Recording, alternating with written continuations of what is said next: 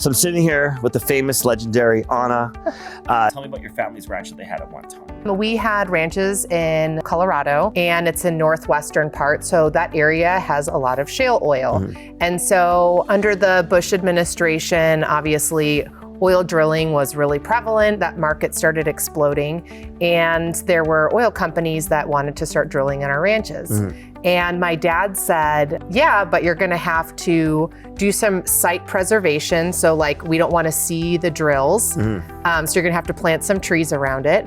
And by the way, when you're done drilling, you have to restore it all back. And they said no. And my dad goes, bye. See you later. So you actually cared about the impact. Absolutely. Yeah. And I think that was like one thing coming here to Fort Mac and seeing like that was being a non-negotiable item up front. Absolutely. Hats off to you guys. Like, that's fantastic. That's I love it. That people don't really understand about Fort McMurray. And first of all, like the oil, like if you take a riverboat trip, right, you can literally, probably similar situation. It's oozing. Like it's there. But we take reclamation very seriously. And it's not because we have to, it's not because it's law, which it is law and you have to do that. But there's just something about putting it back and even in some cases, making it a little bit better, making it a little bit more practical. Next question, you hunt. What do you hunt? So I grew up hunting whitetail, mule deer, and elk. We had a 500-acre farm in Wisconsin, so that's where we hunted whitetail. We also had a pheasant farm, but I'm not much of a bird hunter. And then the elk and mule deer were our ranches in Colorado. And then unfortunately, when the licensing requirements changed in Colorado, that changed the hunting business. And since my dad passed, I haven't been hunting since, but now it's coming where my daughter's gonna be 6 and we gotta start getting her acclimated into hunting culture so she'll get her first BB gun. Does that provide you a little bit of kind of a value of you could hold your own if you needed to? And does that make you better in business? Because a lot of people cannot go and take care of themselves if they had to, but you could. So if you're in a situation, you're thrown on an island and you had to survive, you'd know a little bit about how to do that. Yeah, certainly. Today at the Métis Festival, they had a beautiful hut that was set up with all of the different animals, and they were all like labeled and you could see the pelts. I knew every one of them. And it was also really nice to see like the display case of like what the track looked like. And so one of the things I was so excited in telling my group, and I'm like, yeah, and I did hunter safety back in Wisconsin, and then I did it in Colorado, and I did it in Arizona when my youngest brother was doing that, and I'm excited for when my daughter does it. And they're like, hunter safety, and I'm like, oh yeah, it's a big thing. And so understanding the respect hunters have for nature, self-sufficiency that you learn in terms of like consumption of meat, right? Like it's incredible food source. And then obviously the hides and everything else that you can make and kind of reconvert that into different items. And just the cycle of life, right? Like we as humans are supposed to be stewards of this earth. And that's my belief that's why God created us to be stewards of the earth. And so I'm very much a proponent of taking care of that. Tell me about your business and what do you do? So I am a commercial land broker. I'm like one of like 3 other female brokers in the Phoenix area that do in land. And so I have a master's in real estate development, and I always loved real estate. I love the opportunity, but understanding placemaking and what that does in terms of like cohesive design. How do you do a transformative redevelopment project when you have, and understanding what are your main assets that you need to fully embrace. And so just like from an outsider perspective looking in, like the branding of what can be Fort McMurray and what outsiders see, then, and my first question is like, why are you here? Where are you from? And so that's been really important to me, kind of being able to understand this community. In real estate, commercial real estate, I never expected to be a commercial broker. I actually previously owned apartment buildings in Phoenix. And I was a priority placement property for the refugee resettlement program through the 4 resettlement agencies. Oh, wow. And so I had over 50 countries that were represented at my apartment complexes. We had 8 out of the first 15 Syrian families that were arriving in Phoenix placed at my property. We had people from the Middle East, East Asia, Africa, Cuban, Haitian, we had Uzbeks, Chechen, Uyghurs. And so just being able to work with such a diverse community and bring everyone together. And people always joke that my property was the little UN of Phoenix. And the same was like what my parents also had at their properties. And how do you build a sense of community with so much diversity? And it has absolutely blown my mind at the diversity that is here within this community as well. I'm just really shocked, and I want to applaud you because it really still, despite all of the diversity, everyone is just like, yeah, we're from Fort McMurray. And like, that's the sense of pride I think we're done apologizing for it. You know what I mean? I think we've hit that kind of level. How do we build better bridges between our two countries? I'm so glad that you asked that. And funny enough, Canada happens to be Arizona's largest trading partner. There you go. People would think it's Mexico, but it's not. It's actually Canada. And so like EPCOR has a really large presence in metropolitan Phoenix. There's so many Canadian companies, the investment dollars of Canadians coming into our community. And so I am very cognizant of the incredible relationship, but now being able to understand the difference in business mentality of Western Canadians versus Eastern Canadians. Very different. And like my clients from Edmonton, I joke that they're my Canadian cowboys. And they're just like wholesome salt of the earth.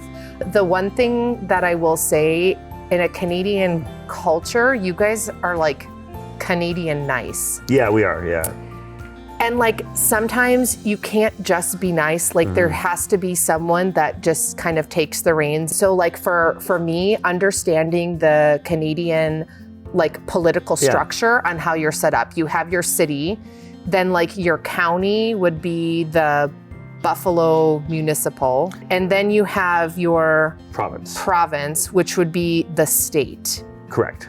And then you have the federal. So in the United States, right, our structure is based that it is state autonomy, and the states lead. There is only some certain things of like federal legislation, right, in terms of like standards in employment, standards in like human rights, human rights, like, and that's kind of the federal level, right? And then the federal government is to protect all the federal boundaries. So borders. So you keep a lot more rights under the state system. So when I translate so much of like the way the state of Arizona is structured, the way we have like our main hub, and then most of it's rural. This is kind of the very similar context of what I'm looking at Fort McMurray. You guys are the largest outside of Edmonton and Calgary, but even those two have very different, totally different kind of concepts, mentality, and what is available. And it was funny to hear so many people that live in those areas still snob down on Fort McMurray. 100%. But nothing would exist in Calgary if it wasn't for Fort McMurray. And that part I find fascinating. Well, and the problem is Canadian nice, right? Like no one is owning the amount that of business and economic growth and the economic driver and the impact that comes out of this region, and still the untapped potential. And I'm not saying that you take it all on at once, because in order to grow, you have to be strategic in your growth. Because if you're not strategic in your growth, what happens, like for instance, one of the cities that I was doing a site selector tour at, and then kind of trying to understand that, there was like a huge push for heavy manufacturing. When you have heavy manufacturing, you have lots of trucks, but there's literally only one freeway system. And so not having forethought of an alternate, like in this industrial zone of planning and growth, you need to have your truck freeway access to alleviate that, because your commute time and having all of the community members who are driving regular vehicles, mixing that with 18-wheelers is just a recipe for disaster. And so when I am looking at Fort McMurray, despite all of the fires, the flood that you guys had, there is this incredible resilience, but there is this incredible, I feel, very small window that you guys need to be united in saying we need to come together to develop our downtown core and develop our brand, right? You have to have your entrance at the gateway of coming into town when you're coming from the airport. There was no sense of brand, no sense of identity. And to me, when I was looking as an outsider, like trying to just do research online, for some reason I thought Fort McMurray was gonna be like Jackson Hole. That I'd fly in and it was gonna be like this cool like cabin and very like rustic and like I'm like a fort, so fort branding, like nod to history. Why are we even called Fort McMurray? So you guys were originally a fort. Well, where's the fort? But I don't know. Edmonton has a fort. I'm just saying from a branding perspective and like, how do you implement that? Which like when you go to Scandinavian countries, what do they do? Also Northern Lights. You guys are incredible, which I'm so sad that I haven't been able to experience them because of the smoke and. Yeah, but I think we're the third easiest to see. Yes, and so like there's these incredible resources, like going online and researching. I had no idea about your guys' world largest beaver dam in the community. Yeah, that's north. The bison preserve, like looking at all of these incredible resources, that river frontage and seeing how it's just doesn't connect the city, and that is your main bridge from your south to your north of your downtown. That is such a key, incredible activator that is underutilized, and having it built as like a boardwalk that is strictly for running and biking and cycling, and having multiple little like boat launches for rafting and tubing, doing a river tube with like we have that in Phoenix. We have the Salt River that you can just drop rubber tubes in and just do a lazy river float. You just tie up. The river frontage also reminds me of Phoenix before the CAP, which is the Central Arizona Project, redeveloped our canal system in Arizona. So the canals were originally just the raw canal, and they were spots for dumping, for graffiti, for crime, and they were very ugly. And it was such a missed opportunity that when Phoenix was starting to grow, that the forethought of using that as your public activator through art installation, through dark sky lighting, through planting, through the improved bike paths. And now each city, right? So each 17 cities make up the metropolitan Phoenix, and that canal system runs through each and every one of them. And every city has a very specific brand, and then every part of the city has a very specific neighborhood. And like looking at that, there's no specific mandatory brand in Fort McMurray. I agree with what you're saying, and you struck some points, like we need to brand this city better, but at the same time, we're kind of here, but we also, I think, we don't need to bring tourism here.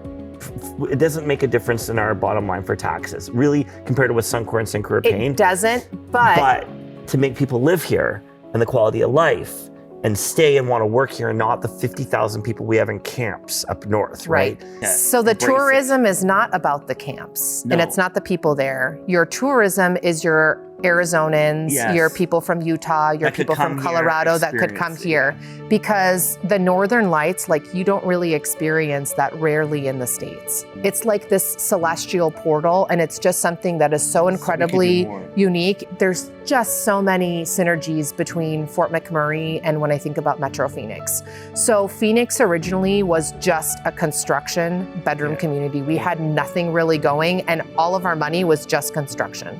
But construction is very cyclical. And I made the comment like, look, like the economy may go up and down like this in terms of oil pricing, but it's not like you guys are going to stop drilling and like harvesting the oil that is literally coming out, right?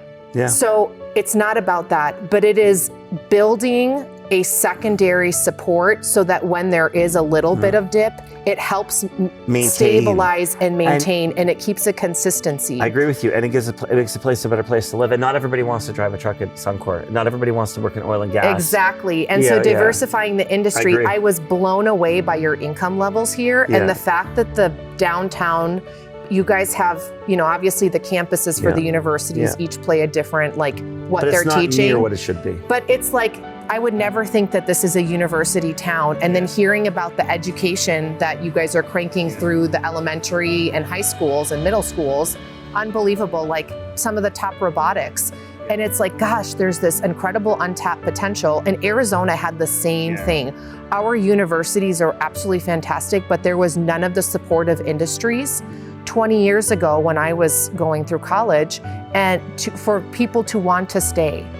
And it took the risk of ASU saying, we are going to change our downtown core, which was all transients. There was no life, there was no people in it. It was literally your downtown Fort McMurray. Final question, what do you do for fun? So I'm a mom, so my whole life revolves around my daughter. And so I just bought her kayak for her kindergarten graduation gift. God. And so talking about like, again, outdoors, I love being outdoors. We do a lot of hiking on the weekends. Obviously when it's, 46 Celsius in Phoenix, we are not hiking because it's a little hot. So we do a lot of swimming. I love to travel. And when I talk travel, I'm not the person that goes to the resort and just hangs out. I am just sitting next to someone at a restaurant going, hi, where are you from? Are you local here? Great, take me with you. Where do the locals hang out? Because that's where you experience the true sense of food. You experience what makes someone love that community. You understand how that community starts to function. You find those amazing hole in the walls that you will never find advertised because that's like the community gem, right? And you understand the sense of like the spirit of that community. And I think it's here, it's just not captured where it's a consensus. I'm looking forward to see where you guys are going to be in the next 5 years. Thank you. Thank you. Awesome.